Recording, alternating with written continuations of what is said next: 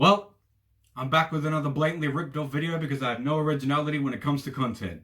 But at least I admit that, unlike other creators. So today, I'm going to be following in the footsteps of Papa Franku, may he rest in peace, and talking about the people I hate, if you couldn't already tell from the title. Number 1. Men with extremely fragile masculinity. Aww. Does a man wearing a dress scare you? Does a woman being smarter than you make you feel like less of a man? Well, I got news for you, honey. Masculinity isn't the same as it was 40 years ago, okay? I just got home from work and I'm gonna go beat my wife to prove that I'm a man. Don't you dare try and diss the Moon Man Kid Cudi because he wore a dress saying he sold his soul to join the Illuminati. You know, maybe it's best that you do stay inside with your tinfoil hat so that other people don't have to hear your stupid fucking opinions. Because spoiler alert, if the Illuminati does still exist, it's not going to be filled with celebrities. It's going to be filled with people like Scott Morrison and that homeless person that everyone thinks is crazy, but he's secretly the next Albert Einstein. And also, if being a real man is about blaming assault victims and judging everyone, then I'd gladly be a woman any day of the fucking week. Number 2. People who use Twitter unironically. If you just have the app and you just scroll through it from time to time, then that's fine. But if you're one of those people with an anime profile picture that actively tries to cancel anything and anyone that doesn't breathe correctly, then you have a fucking problem.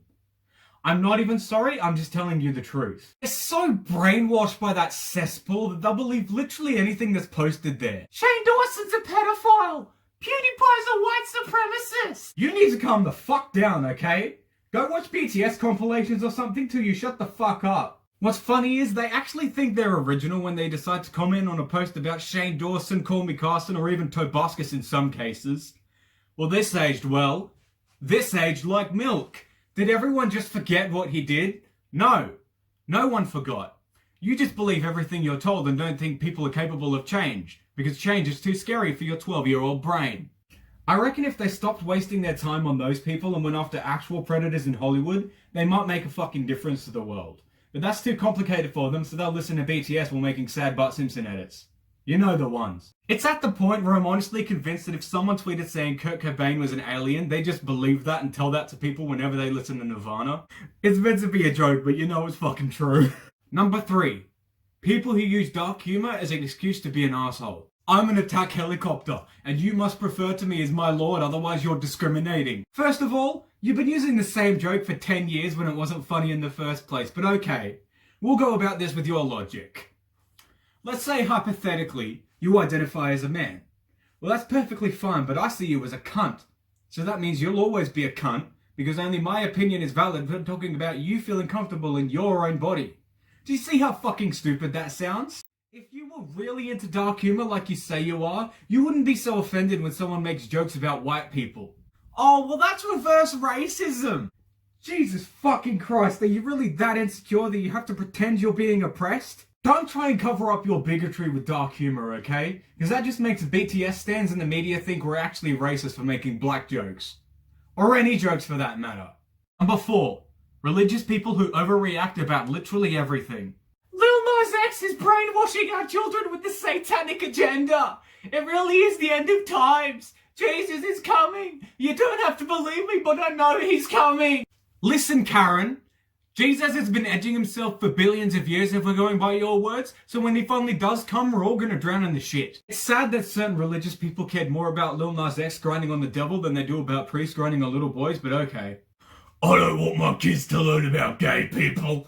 I just want them to read a book that justifies slavery and getting your dad drunk so you can sleep with him. Jesus was literally surrounded by 12 guides and a bunch of prostitutes.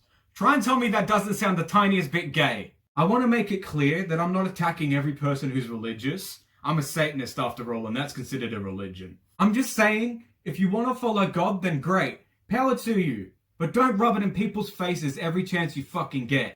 Yeah, don't worry, man. It's all a part of God's plan. Dude, my whole family just fucking died. Yeah, but he put that wombat in the road for a reason, you know. Yeah. Telling children queer people exist is indoctrination, but showing up to someone's house trying to convert them is completely fine. Number 5. Guys who send unsolicited dick pics. Do you really think that showing someone your penis is going to make them give you a chance? Or any kind of affection? I'm going to let you in on a little secret now, okay? And this is coming from a faggot. No one wants to unexpectedly see a penis because they're fucking ugly. Most of the time. What actually goes through their heads when they send that shit? Like, how the fuck do they expect people to react? Oh, wow. That's actually kind of turning me on. Oh, for fuck's sake, again? That's the 4th time today. The only time you should send someone a dick pic is when you're sexting back and forth so you don't make the other person uncomfortable.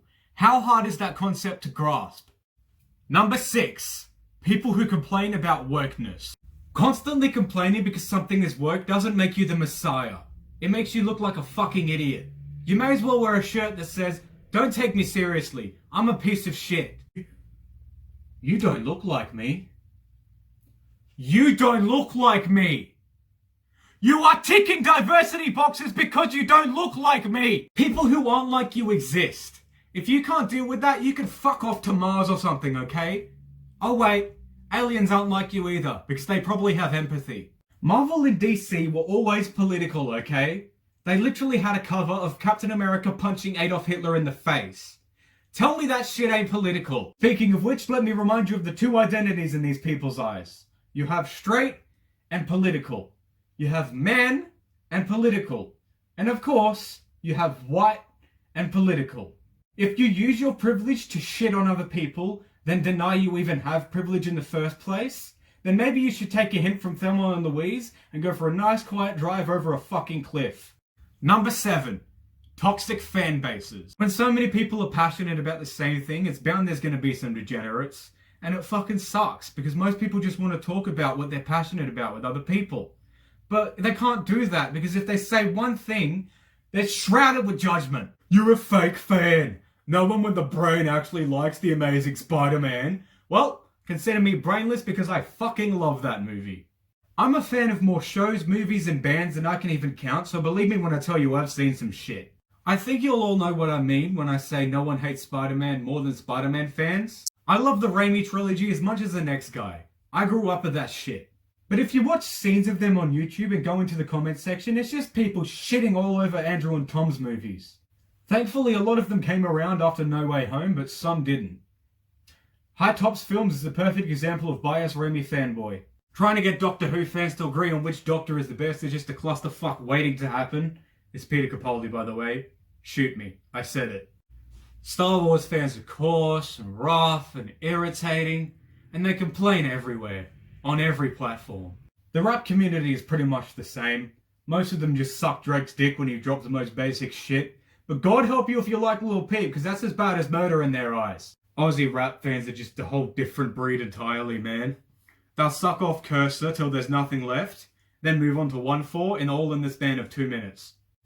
Why can't people just let others enjoy something rather than being a pretentious piece of shit and acting like their opinion is the only one that matters? I'm giving my opinions now because it's my channel and I can do what I want. But at least I know my opinion isn't the only one that matters, because I'm not a fucking narcissist. And finally, number 8, people who think Jake Paul is a real boxer. I don't think I need to explain this one. That's pretty much it. If I go any further, this video could be like 5 hours long, so thanks for watching me commit verbal genocide. And if you agreed with anything I talked about in this video, let me know in the comments down below. I'm giving you guys a preview for my newest song in a second, so stick around for that. And as always, remember to like, subscribe, piss off people on Twitter, and I'll see you all in the next one. Peace. I'm the man with the fire on his face, I'm insidious. Say I'm looking bad in my okay, you're delirious. Shout out to my family, you're the ones who'll be hearing this. Kinda funny how this all started just for band gigs.